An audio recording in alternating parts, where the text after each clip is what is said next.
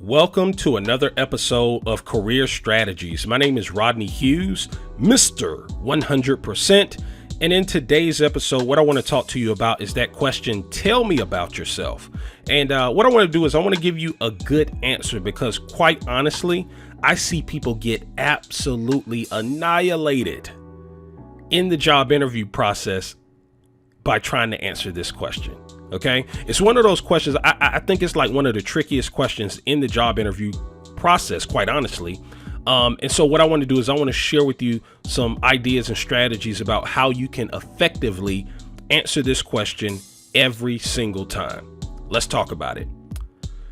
Today's episode is being brought to you by The Ugly Truth About Getting Hired, How to Land the Job of Your Dreams Regardless of the Competition. So this is a book that I wrote that is designed to teach you how to get an unfair advantage in the job interview process. It's going to teach you a step-by-step system for quickly eliminating your competition in the job interview process by strategically positioning yourself as the ideal candidate of choice for any job that you're qualified to attain. So if that sounds like something you're interested in learning more about, you can go to my website and pick up a free copy of this book today. So all you got to do is head over to www.theuglytruthbook.com. Again, that's www.theuglytruthbook.com, or you could just click the link somewhere around this episode. All right.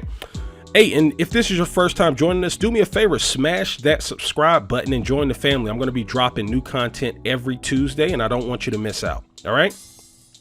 So again, what we're talking about in today's episode is what I consider to be the trickiest question of all in the job interview process. And that's tell me about yourself. OK, now, before I get into giving you ideas and strategies about how you can effectively answer this question 100% of the time, I want you to understand why this is such a tricky question. You see, this question is very similar to polar bears. And I know you might be thinking, Rodney, what? Did you just say polar bears? Yes, this question is very similar to polar bears. Let me explain. So think about it like this. Have you ever heard of this little small company called Coca-Cola? Have you heard of them? Huh? So I blame Coca-Cola. Okay. Coca-Cola has everybody thinking that polar bears are the most cutest, most cuddliest, most beautifulest, most lovingest creatures on the face of this planet. Okay, they got you thinking that these are just the cuddliest, cutest little things. Okay, but in reality, the polar bear is probably one of the most dangerous, most deadliest bears in the entire bear family. Okay, they're one of the most deadliest bears in the whole bear family. Okay, they are ferocious hunters. Okay, and it would be in your best interest if you saw a polar bear face to face, don't go near it. Okay, it's not going to be like the Coca-Cola advertisements that you've seen all your life. Okay, so here's the thing, right? If you answer this question, see, the thing about this question, tell me about yourself, is it's going to send you blazing down one or two paths. Okay. See, if you answer this question effectively, okay, by positioning yourself as a great communicator, then it's going to send you blazing down a path of creating a tremendous amount of momentum for yourself in the job interview process. It's going to kick things off great for you. But if you go down the negative path, like if you don't answer this question well, then you're going to create a tremendous amount of momentum in the negative direction. Okay. And here's why. And here's why it's so tricky, because this is typically like the very first question that's going to be asked of you in the job interview process. So it literally sets the tone for how you are as a communicator. And one thing is for sure, it doesn't matter whether you're going for an entry-level position or whether you're going for like a CEO position. It literally doesn't matter. Every single hiring decision maker wants to hire someone that's a good communicator. And this question is going to highlight how good of a communicator are you. Okay. Now when you think about the negative side of things, okay, here's the things that I want you to understand. I'm going to share with you 3 major mistakes that I tend to see candidates make when they're attempting to answer what they feel is such an easy question, okay, or what they mistakenly feel is an easy question. And tell me about yourself, okay? So here it goes. Mistake number 1. People talk way too much, okay? This is the most common mistake that people make when they try to answer the tell me about yourself question. They just start just going on and on and on, right? And it's almost like they're trying to tell their entire life story, and that's a big mistake, okay? Mistake number 2, they talk too little, right? So it's almost like being on 2 polar opposite ends, right? Some candidates talk way too much, and other candidates, because they're nervous or they're confused on like what to say, about themselves, right? Because it's such an open-ended question. Sometimes they say very little, right? And that doesn't help you either. And then you have the 3rd mistake, which is where people, and this is probably the most dangerous one, by the way, where people tend to beat around the bush. Okay. And so why is this the most dangerous one? Because I've seen situations where candidates literally never answer the freaking question.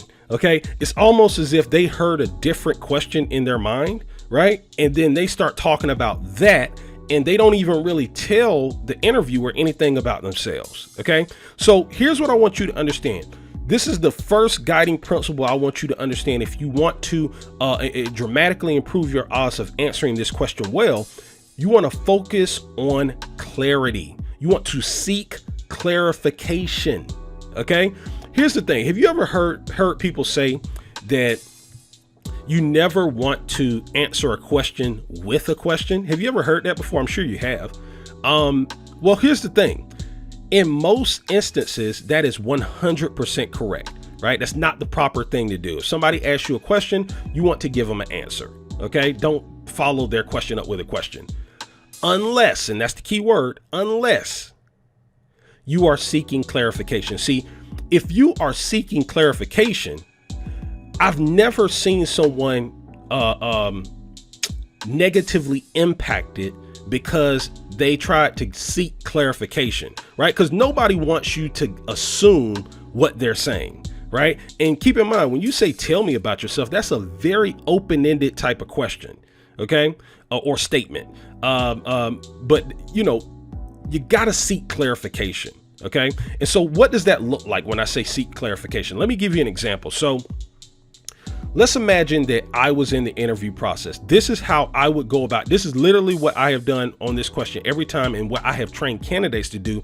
And they have had phenomenal results in most instances doing this. Okay. So here goes the question, right? So Rodney, can you tell me a little bit about yourself? Boom. That's the tell me about yourself question, right? Here's what I would say. Absolutely. I'd be happy to tell you anything you'd like to know about my background. Is there something in particular that you'd like to know? And here's the big part. And then shut your mouth. Be quiet. Okay. Right. After you ask the clarifying question, be quiet. So again, so Rodney, can you tell me a little bit about yourself? Absolutely. I'd be happy to tell you anything you'd like to know about my background. Is there something in particular you'd like to know? Okay. Now, why do you want to do this? Because when you do this, now you have just taken control of the situation, a potentially dangerous interview question. And now you're putting the ball in their court to be specific about what they actually want to know about you. You understand? Now, see, here's the thing. Typically, when you ask this question, it's only going to go one of two ways when you ask this clarification question. Okay. In the best possible case scenario, when you ask this question, the interviewer will let you know exactly what he or she wants to know about your background. And then you're going to answer the question utilizing the 3 C's methodology of answering interview questions correctly. Okay. And I call it the 3 C's, right? So once they tell you exactly what they want to know, then you're going to be clear, concise, and compelling with your answer. Okay. Right. You're going to be clear. You got to make sure that what's coming out your mouth is clear. You want to be concise. You do not want to talk on and on and on for days, getting your answer out. And then you want to be compelling, right? You want to make sure that you're not essentially what I'm saying when I say be compelling, you don't want to throw yourself under the bus.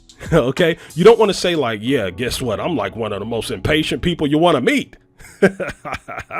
Get to know me, huh? No, you don't want to do that. Okay. So you want to be clear, concise, and compelling, but you want them to lead the way. You want them to clarify for you what they want to know. And then once you know that, then you want to exercise the 3 C's. Okay. But then there's a second path. Okay. And this probably happens, I don't know, somewhere between probably like 5 to 10% of the time. Okay. When you ask for the clarifying, your clarifying question, sometimes you might be dealing in the worst case scenario with somebody who's very stubborn. Okay. That's not going to really help you out. Right. And sometimes they'll respond with like some type of a cryptic type answer followed on by the exact same question. So it might sound something like this.